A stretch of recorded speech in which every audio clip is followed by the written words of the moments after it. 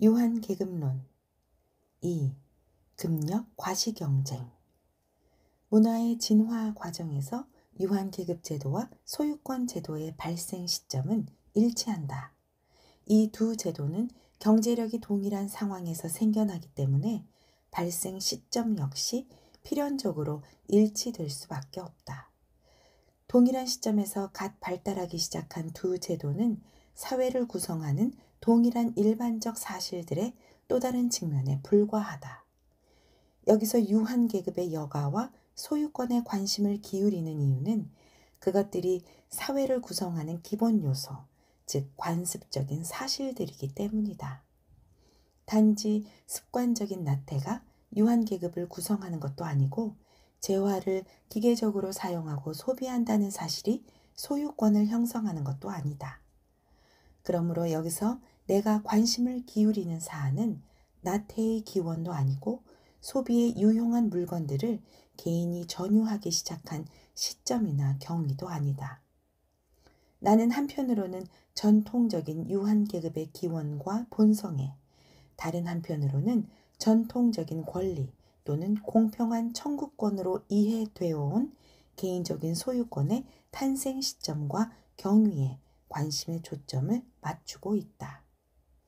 유한계급과 노동계급의 구별은 발달이 덜 된 초기 야만 문화에서 유지된 남자들과 여자들의 분업을 기원으로 한다. 그와 비슷하게 최초의 소유권은 공동체의 강력한 남자가 여자들에 대해서 소유권을 행사하면서 나타난다. 그런 소유권을 좀 더 일반적인 용어로 그리고 좀 더 정확하게 특히 야만인들의 생활 이론을 비추어 표현하자면 여자에 대한 남자의 소유권이라고 말할 수 있을 것이다. 물론 여자들을 전유하는 관습이 생기기 전에도 분명 유용한 물건을 전유하는 관습 같은 것이 존재했을 것이다. 지금은 여자에 대한 소유권이 사라진 원시 공동체의 관습에도 이러한 견해를 뒷받침하는 흔적이 존재한다. 그런 공동체에서는 남녀 구성원 모두가 각자의 필요에 따라 각종 유용한 물건들을 습관적으로 전유한다.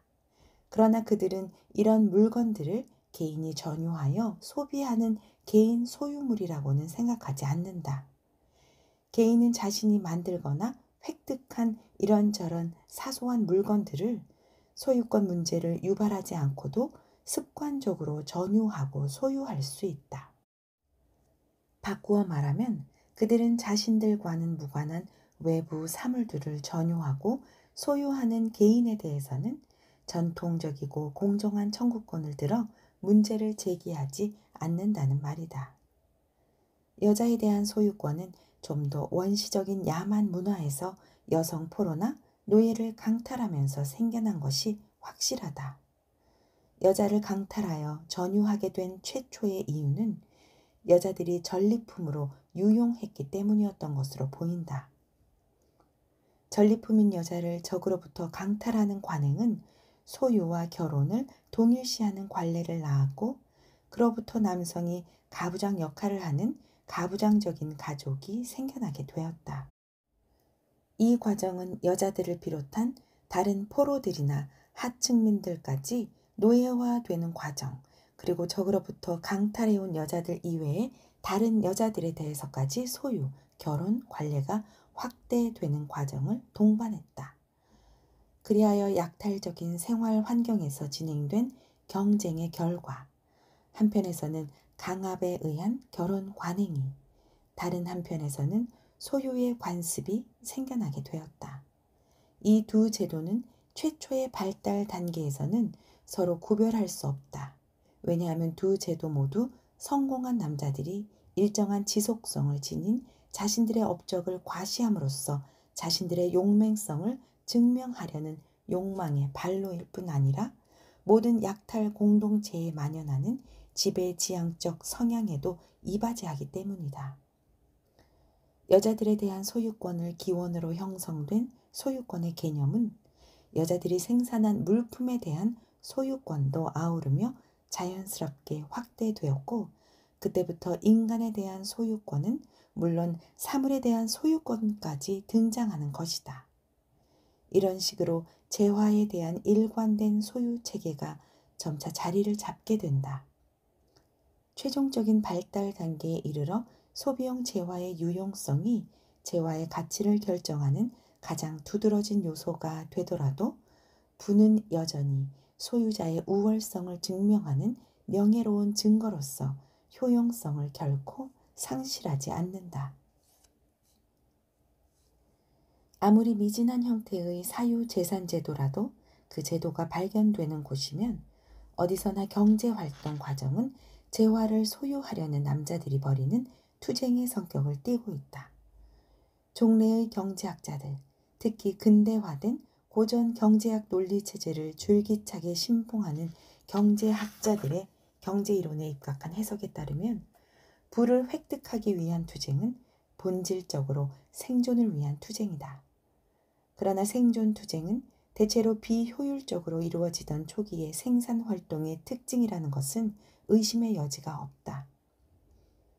그것은 또한 생존 수단을 얻기 위해 끊임없이 격렬한 노동을 투입해야 가까스로 공동체의 생활을 유지할 수 있을 만큼 극히 인색한 자연 환경에서 이루어지는 모든 생산활동의 특징이기도 하다.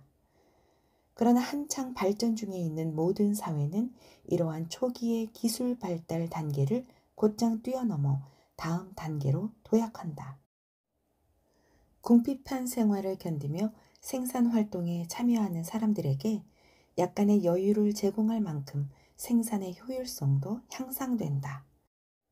따라서 경제학자들이 이러한 새로운 생산 조건에서는 더욱 치열해지는 금전 획득 경쟁을 생활의 안락함, 무엇보다도 재화의 소비를 통해서 얻을 수 있는 육체적인 안락함을 증진시키기 위한 경쟁이라고 말했다고 해서 이상할 것은 없다.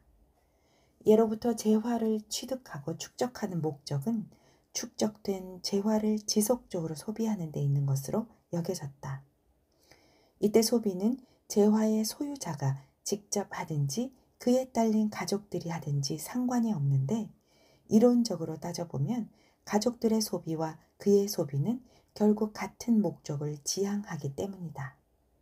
이러한 소비의 이론은 재화를 취득하는 목적에 최소한의 경제적인 합법성을 부여하는 듯이 보이며 그 이론이 감안해야 할 유일한 단서도 바로 그런 합법성이다. 그런 합법적인 소비는 의당 육체적 안락을 추구하는 소비자의 물질적인 욕구들 아니면 이른바 좀 더 고차원적인 정신적, 심미적, 지적 욕구들을 비롯한 기타 욕구들을 만족시키는 것으로 여겨질 것이다. 그 중에서도 고차원적인 욕구들은 경제학도라면 누구나 잘 아는 유행에 따라 행해지는 재화의 소비를 통해 간접적으로 충족될 것이다. 그러나 재화의 소비는 지속적인 재화 축적의 동기를 제공한다고 말할 수 있기 위해서는 초보적인 의미의 소비와는 전혀 다른 의미의 소비에 대한 이해가 반드시 전제되어야 한다. 소유권을 생성시키는 근본적인 동기는 경쟁이다. 그러한 경쟁의 동기는 그것이 생성시킨 소유권 제도를 더욱 발전시키고 이 소유권 제도와 관계된 사회 구조의 모든 특징들을 발전시키는데 지속적인 영향력을 발휘한다. 부를 소유하면 명예를 얻는다. 부는 세인들의 선망과 부러움을 사는 명예의 표시이기 때문이다. 재화를 소비하는 동기는 물론 그 밖에 상상 가능한 또 다른 재화 취득 동기들, 그 중에서도 특히 부를 축적하는 동기를 이만큼 설득력 있게 제시하는 명제는 없다. 거의 모든 재화가 사유재산인 사회에서는 절박한 생계 유지의 필연성이 상대적으로 가난한 사람들의 강력하고 항구적인 동기로 작용한다는 것은 물론 간과할 수 없는 사실이다. 생존의 욕구와 육체적 안락을 증진시키려는 욕구는 육체 노동에 종사하면서 생계 기반도 불안하고 모아놓은 재산도 없는 빈곤 계층의 재화 취득 동기를 일시적으로 지배할지도 모른다. 그러나 이후에 있을 논의 과정에서 이러한 물질적 욕구가 빈곤 계층의 동기마저 지배한다는 가설이 그리 결정적인 것은 아니라는 사실이 밝혀질 것이다.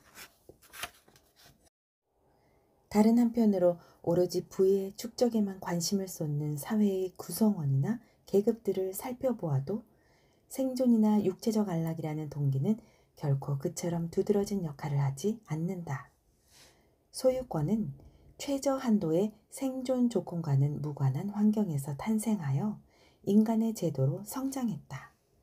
지배적인 동기는 처음부터 부에 대한 시샘과 선망을 낳는 명예의 상징이었기 때문에 이후 발달한 어떤 단계의 문화에서도 일시적이고 이례적인 경우를 제외하면 그만한 지배력을 발휘한 다른 동기는 결코 없었다. 재산은 습격에 성공한 측이 약탈품을 전리품 삼아 보유하면서 형성되기 시작한다. 그 집단이 원시 공동체의 성격을 탈피하지 못하고 있는 한 인근에 있는 또 다른 적대 집단과 계속 대치하고 있는 한 소유한 물건들이나 인력의 효용을 좌우하는 것은 주로 그것들의 소유자와 그것들을 약탈당한 적 사이에 이루어지는 차별적 비교였다. 개인이 자신의 이익과 자신이 속한 집단의 이익을 구별하는 습관은 좀 더 늦은 시기에 성장한 것이 분명하다. 같은 집단 내에서 명예로운 전리품을 소유한 자와 그렇지 못한 이웃들 간에 이루어지는 시샘 어린 비교는 처음부터 소유물의 가치를 결정하는 최상의 요소는 아니었지만 일찍부터 소유물의 효용을 결정하는 하나의 요소였던 것만은 확실하다. 남자의 용맹성은 여전히 집단의 용맹성을 대표했고 약탈품의 소유자는 자신이 속한 집단의 명예를 지키는 최상의 수호자라는 자부심을 느꼈다. 이처럼 명예로운 업적을 집단적인 관점에서 평가하거나 그리고 특히 전쟁의 승리자들이 누리는 영예라는 관점에서 평가하는 습관은 이후 진행되는 사회 발달의 단계들에서도 찾아볼 수 있다. 그러나 개인의 소유권을 인정하는 관습이 일관성을 획득하기 시작하자마자 사유재산의 기반인 시샘이나 선망을 낳는 차별적 비교에 영향을 미치던 그런 관점도 변하기 시작할 것이다. 무릇 하나의 변화는 또 다른 하나의 변화를 낳는 법이다. 초보적인 강탈과 횡령으로 재화를 취득함으로써 최초의 소유권이 탄생한 단계는 노예를 포함한 사유재산에 기초한 생산 조직이 처음으로 출현하는 후속 단계로 이행하기 시작한다. 그 과정에서 일단의 유목민들이 어느 정도 자급자족적인 생산 공동체로 발달하게 되고 그들이 소유한 재화들은 약탈에 성공했다는 증거가 아니라 그것들을 소유한 자가 그와 같은 공동체에 속하는 다른 개인들보다 우월함을 과시하는 증거의 가치를 획득하게 된다.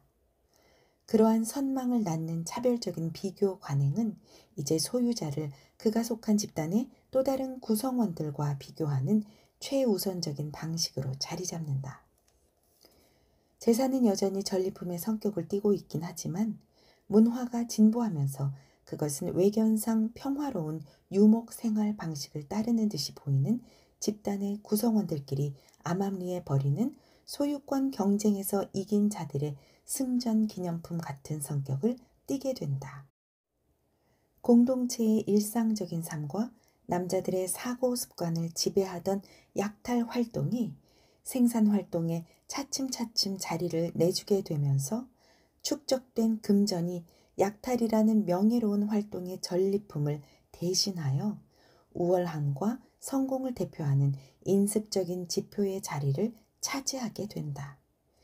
그에 따라 정착 산업이 성장하면서 금전의 소유는 명성과 존경을 부르는 관습적 근거로서 상대적인 중요성과 효력을 획득하게 된다. 그러나 여전히 용맹성 같은 좀 더 직접적이고 확실한 다른 근거들도 계속 존경받을 뿐 아니라 성공적인 약탈이나 공격 또는 호전적이고 명예로운 행동도 민중의 호응과 감탄을 자아내거나 그에 못 미치는 경쟁자들의 질투심을 계속 자극할 것이다. 그러나 이처럼 우월한 힘을 직접 과시함으로써 선망을 얻는 기회의 영역과 빈도 모두 갈수록 줄어든다. 그와 동시에 외견상 평화로운 유목적 생산 방식에 따라 공격적으로 산업을 발전시키고 부를 축적할 기회의 영역과 가능성은 증가한다. 이로써 부는 영웅적이거나 상징적인 성공과는 확연히 구별되는 명성을 가져다 줄 만한 성공의 증거로서 가장 쉽게 인정받게 된다는 것은 더욱 주목할 만한 점이다. 그리하여 부는 존경을 부르는 관습적인 근거로 자리 잡는 것이다. 이제 공동체에서 존경받을 수 있는 어떤 위치에 서고자 한다면 필수적으로 일정량의 부를 소유해야 한다. 명성을 유지하기 위해서는 부를 획득하고 축적하는 것이 필요 불가결한 일이 된다. 이렇게 축적한 부가 일단 축적자의 능력을 인정하는 공인된 표지가 되면 그가 소유한 부는 그 길로 존경받을 만한 독립적이고 결정적인 근거로 간주된다. 그가 소유한 재산은 전력을 다하여 진취적으로 획득했든 다른 사람들로부터 증여나 양도를 받아 수동적으로 획득했든 상관없이 명성을 얻고 존경받을 수 있는 관습적인 근거가 된다. 이전부터 능력의 증거로 평가되어 온 부를 소유하는 행위 자체는 칭찬받을 만한 가치가 있다고 생각한다. 이로써 부 그 자체는 본질적으로 명예로운 것이 되어 부를 소유한 자는 명예를 부여받게 된다. 이 관습이 좀 더 세련되면 조상이나 친지로부터 상속받거나 양도받아 수동적으로 획득한 부가 오히려 오로지 자신의 노력만으로 획득한 부보다 더 명예로운 것으로 여겨지기에 이른다. 그러나 이런 식으로 부를 구분하는 관습은 금력 과시 문화가 발달하는 후기 단계에 속하는 것이기 때문에 이후 금력 과시 문화를 다루는 장에서 자세히 논의할 것이다.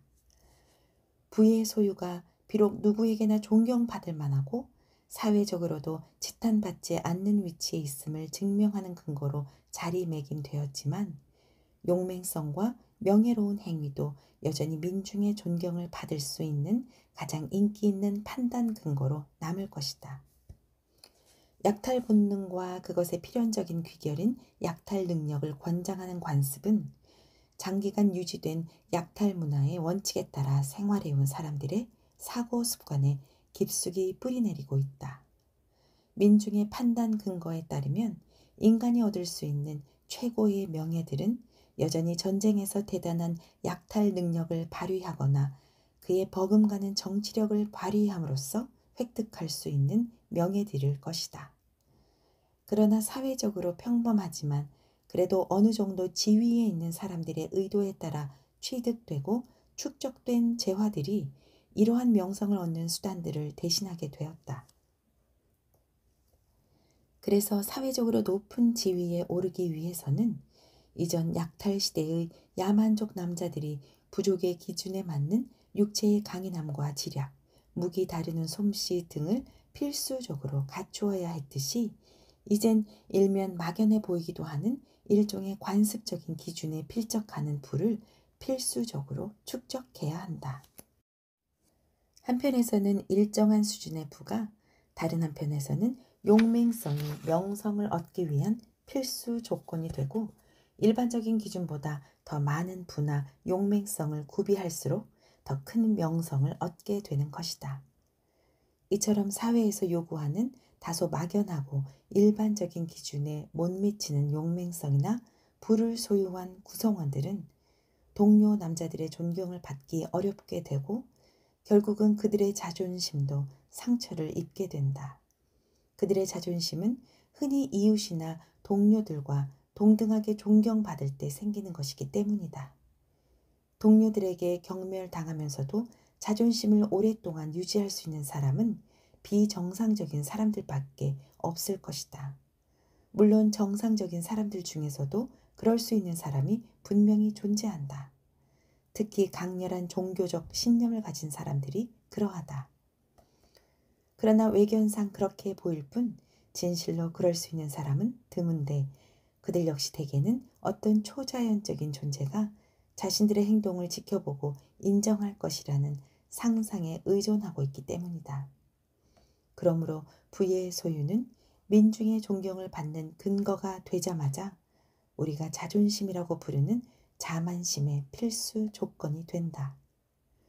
재화를 개인의 단독 소유물로 인정하는 모든 사회에서 한 개인이 정신적 안정감이나마 얻으려면 그와 친숙한 부류의 다른 사람들보다 더 많은 재화를 소유하는 것이 필수적으로 요구된다. 그런 사회에서는 다른 사람들보다 더 많은 것을 소유하는 것이 최고의 기쁨이 되기 때문이다. 그러나 한 개인이 새로운 것들을 취득하고 그 결과 생겨난 새로운 부의 기준에 아무리 빨리 적응해도 그 새로운 기준은 이전의 기준이 선사하던 만족감보다 더 큰 만족을 당장 제공하지 않는다.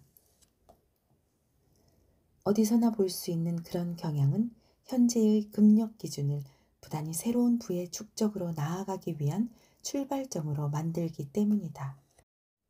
또한 이런 경향은 새로운 만족의 기준을 낳고 그것은 더 나아가 자신의 재산과 이웃의 재산을 비교하는 사람 자신의 새로운 재산 분류법을 낳을 것이기 때문이다. 당장의 현안에만 관심을 쏟는 사람이 추구하는 축제의 목표는 사회의 나머지 사람들과 자신의 금력을 비교하는 과정에서 높아질 수밖에 없다. 그런 비교가 자신에게 불리하게 이루어진다고 확신하는 정상적이고 평균적인 개인이라면 현재 자신의 불운을 탓하며 만성적인 불만 속에서 살아가게 될 것이다. 그리고 그가 속한 사회나 사회 계급에 요구되는 이른바 정상적이고 평균적인 기준에 필적하는 재산을 그가 축적하더라도 그때부터는 만성적인 불만을 대신하여 그의 재산과 이러한 평균적인 기준의 격차를 좀 더 넓게 벌리기 위한 끝없는 긴장에 시달리게 된다. 이처럼 시기와 선망을 낳는 차별적인 비교는 비교당하는 개인에게 결코 유리하게 보이지 않는다. 왜냐하면 그는 부자의 명성을 얻기 위해 경쟁자들과 경합을 벌이는 자신이 상대적으로 우월한 위치를 확고히 점한다고는 확신할 수 없을 것이기 때문이다. 이런 성질을 지닌 부를 추구하는 욕망을 마음껏 충족시킬 수 있는 개인은 거의 없으며 분명히 평균적이고 일반적인 부를 추구하는 욕망조차 충족시킬 수 없을 것이다. 더구나 부가 아무리 광범위하게 혹은 평등하게 혹은 공정하게 분배되고 또 사회의 전체적인 부가 아무리 증가하더라도 다른 모든 사람보다 더 많은 재화를 축적하고자 하는 모든 사람의 욕망을 결코 완전히 충족시키지 못한다. 때때로 추정되듯이 부를 축적하려는 동기가 생존이나 육체적 안락에 대한 욕구였다면 한 사회 전체의 경제적 욕구들은 어찌 생각해보면 생산 능력을 발전시킴으로써 충족될 수 있었을지 모른다. 그러나 그런 동기에 따른 투쟁은 본질적으로 차별적인 비교에 바탕을 둔 명성을 얻기 위한 경쟁이기 때문에 최종 목표에 도달할 가능성은 결코 없다. 그러나 부를 취득하고 축적하는 동기가 단지 남보다 우월한 재력을 갖추어 동료 남자들의 존경과 부러움을 사려는 욕망에 불과하다는 의미로 위의 말을 이해하면 안 될 것이다. 물론 가난에서 벗어나 좀 더 많은 안락과 안정을 추구하는 욕망도 현대 산업사회에서 행해지는 모든 금전 축적 과정에 영향을 미치고 있는 하나의 동기이다. 그럼에도 존경받기에 충분한 재산 기준은 갈수록 금력 과시 경쟁 관습의 영향을 크게 받는다. 이 경쟁은 대개 개인적인 안락과 남부럽지 않은 생활의 필요한 소비의 방식을 구체화시키고 소비의 대상을 선택하는 데도 영향을 미친다. 이것뿐 아니라 금력이 선사하는 권력도 금력 과시의 동기를 제공한다. 중대한 활동을 하려 하고 또 그런 활동의 주체가 되려는 성격 때문에 남자로서 기울이는 모든 노력이 무익하게 되는 것을 극히 혐오하는 성향을 가진 남자는 그의 생활과 밀접한 개인과 집단이 사심없고 차별 없이 어울리는 생활 분위기가 지배적인 소박한 공동체 문화를 벗어나서도 그런 성향을 버리지 못한다. 그가 좀 더 협소한 의미의 이기주의 풍조가 지배하는 약탈 생활에 돌입하게 되면 그런 성향은 그의 생활 양식을 규정하는 보편적 특징과 마찬가지로 계속 그에게 영향을 미친다. 성공을 추구하고 무익함을 혐오하는 성향은 근본적인 경제적 동기로 남는다. 변하는 것은 그 성향 전체가 아니라 단지 그 성향의 표현 형태와 그 성향이 지도하는 남자의 활동에 가장 근접하는 대상들 뿐이다.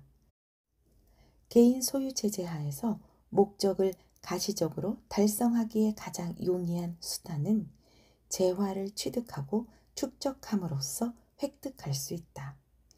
또한 남자와 남자 간의 자존심 대결이 점점 더 확연히 의식될수록 성공을 추구하는 성향, 제작 본능은 갈수록 남보다 더 많은 돈을 벌어야 성공한다는 긴장감에 사로잡히는 경향이 있다. 한 남자가 자신의 금력을 다른 남자들의 금력과 차별적으로 비교하여 확인받는 상대적인 성공은 그 남자의 관습적인 행위 목적이 된다. 그가 당대에 공인된 합법적인 금력 과시 경쟁에 나선 목적도 다른 남자들의 금력과 자신의 금력을 비교함으로써 유리하게 달성할 수 있다. 한편 무익함에 대한 혐오감은 전적으로 경쟁의 동기와 유착 관계에 있다. 그 감정은 모든 부족분에 대하여 그리고 부의 축적에 실패했음을 드러내는 모든 증거에 대하여 신랄한 비난을 유발함으로써 부자로 명성을 얻기 위한 돈벌이 투쟁을 격화시키는 역할을 한다. 목적 달성을 위한 노력은 이제 무엇보다도 축적된 금력을 더욱더 명예롭게 과시하려는 노력, 혹은 그런 과시를 가능케 하는 노력에 의미를 갖기에 이른다.